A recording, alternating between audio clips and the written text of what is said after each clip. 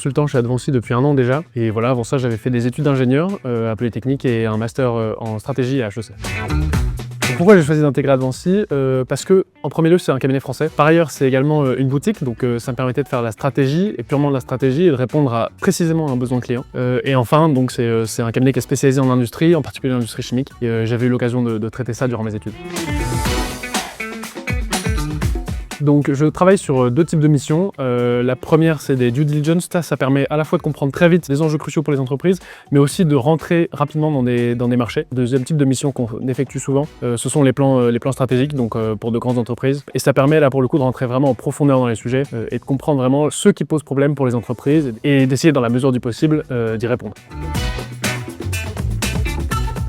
Donc ce que j'étais venu chercher chez Advancy et ce qui fait je pense sa différence, c'est à la fois son exigence, puisqu'on cherche à répondre très précisément aux besoins des clients, donc en ayant notamment des approches quantitatives hyper détaillées, mais aussi le fait de pouvoir coupler ça avec une certaine autonomie, ça c'est vraiment super riche et c'est ce que j'étais venu chercher chez Advancy. Depuis que je suis tout petit, je fais beaucoup de rugby et donc je continue d'en pratiquer encore aujourd'hui dans la mesure du possible.